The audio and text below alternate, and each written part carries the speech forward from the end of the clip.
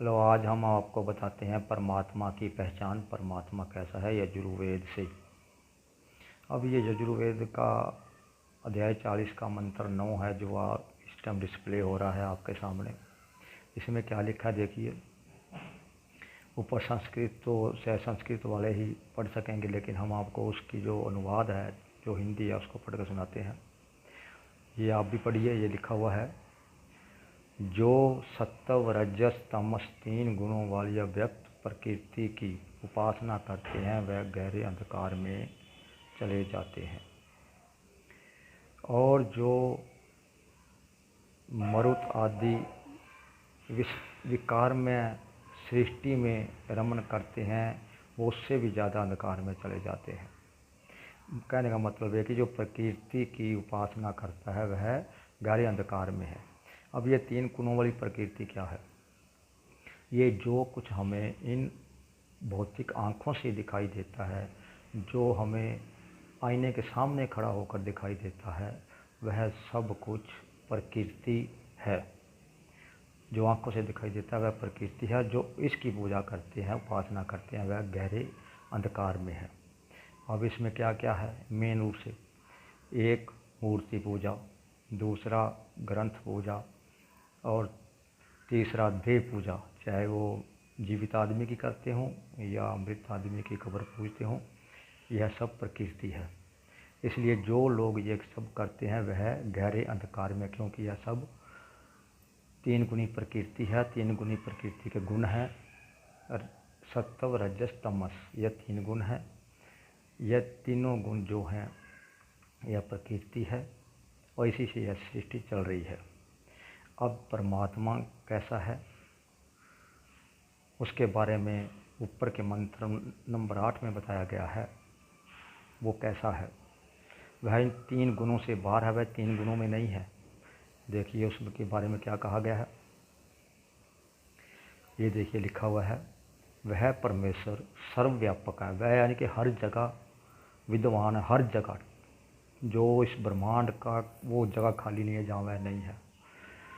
और वह कैसा है, उसका शरीर कैसा, देखिए लिखा है, वह परमेश्वर सर्वव्यापक है, शुद्ध कांति में अथवा तीव्र गति में शीघ्र गति देने वाला। अब देखिए आगे क्या लिखा है उसके शरीर के बारे में। स्थूल, सूक्ष्म और कारण नामक तीनों शरीरों से रहित है। अब ये देखिए उसके तीनों शरीर नहीं है।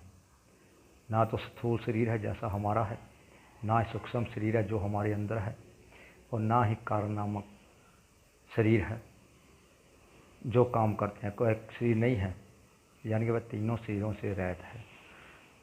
वह परमात्मा जिसके बारे में कहा गया, और वह तीनों गुणों से बाहर है। वो कैसा है?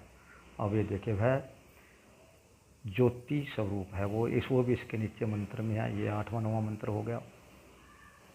और नीचे देखिए उसके बारे में साफ बता दिया गया है। अब ये देखिए इसी में बताया गया है,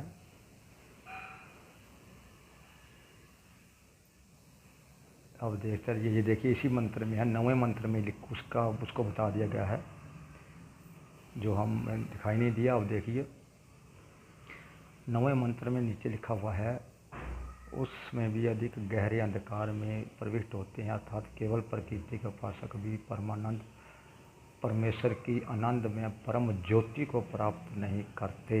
यानी कि जो परमात्मा है वह ज्योति स्वरूप है। अब ज्योति क्या है? ये नहीं कि जिस तरह बल्ब जलता है उसका प्रकाश होता है, ऐसा नहीं है। वह एक ज्योति है, आंतरिक ज्योति है। जिस तरह हमारा मन है, मन को किसी ने नहीं देखा है। आत्मा यानी कि मन ही आत्मा है, मन को किसी ने नहीं देखा। मन में क्या क्या चलता है उसको किसी ने नहीं देखा। अब देखिए जिस तरह मन ज्योति स्वरूप है, उसी तरह इसका पिता मन का परमात्मा परमेश्वर वो भी ज्योति स्वरूप है। वह दिखाई नहीं देता। ये लिखा हुआ ज्योति स्वरूप है। लिखिए आनंद में परम ज्योति, यानी कि परमात्मा इन मंत्रों से साफ जाहिर कर दिया गया इन 2 मंत्रों ने, कि जो लोग 3 गुणी प्रकृति की पूजा या उपासना करते हैं वह घोर अंधकार में है। 3 गुणी प्रकृति क्या है? ग्रंथ पूजा, मूर्ति पूजा, देव पूजा, चाहे मृत हो या जीवित हो, यह सब गहरे अंधकार में है। और परमात्मा जो है उसका स्थूल सूक्ष्म कारण नामक तीनों ही शरीर नहीं है। और जब तीनों ही शरीर नहीं है उसका शरीर कैसा होगा भाई? जब तीनों शरीर नहीं है, वह एक नूर स्वरूप है, परम ज्योति है वह। और वह ज्योति दिखाई नहीं देती, जो कहता है दिखाई देती है, वह तो मरने के बाद ही दिखाई देती है। या बहुत अच्छा साधक, कोई साधना करने वाला, वो ही उस ज्योति को आंतरिक शरीर में त्रिपुटी में चढ़ाकर अपने श्वास को तो ही देख सकता है, नहीं तो आम आदमी नहीं देख सकता। ये ग्रंथों के रट्टे लगाने, ये किसी के दंडवत करना, किसी के पाँव पूजना, ये सब गुरुओं ने अपनी बना रखी हैं ताकि उनकी पूजा हो और उनका घर बार चलता रहे। आपको अगर ज़्यादा जानना है तो आप यजुर्वेद का अध्याय 40 पूरा पढ़िए, चाहे 4 बार पढ़िए, ज़रूर पढ़िए, इसको समझिए, आपको पता चल जाएगा कि परमात्मा क्या है। ये मंत्र 9 है और इसके ऊपर मंत्र 8 है यजुर्वेद अध्याय 40 का, जिसमें मंत्र 8 में साफ कहा गया है कि उसका शरीर ही नहीं है, स्थूल सूक्ष्म कारण नामक तीनों शरीर नहीं है। जब तीनों शरीर नहीं है तो वह ना तो मनुष्य है, ना पशु है, ना पक्षी है, सिर्फ एक ज्योति स्वरूप है। वह जो ज्योति है वह भी एक किसी को दिखाई देने वाली नहीं है। जो कहेंगे कि जैसा बल्ब जल रहा है तो बल्ब की रोशनी दिखाई देती है, इस तरह वो भी दिखाई देती है, नहीं। वह किसी अच्छे साधक को ही, जो अच्छी साधना करता है उसको ही योग साधना के द्वारा उसको ही वह ज्योति महसूस होती है। वो भी आंतरिक रूप से, उसका भी व्याख्यान वह नहीं कर सकता।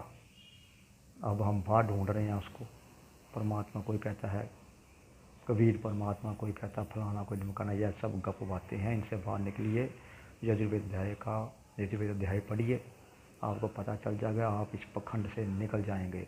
इसमें तो साफ कहा हुआ है 3 गुणी प्रकृति की जो पूजा करती हैं, जैसे ग्रंथ की पूजा, मूर्ति की पूजा और ये देह पूजा, चाहे मृत है जीवित, यह जो पूजाएं करते हैं यह सब गलत हैं। वह घोर अंधकार में है, यह साफ लिखा हुआ है।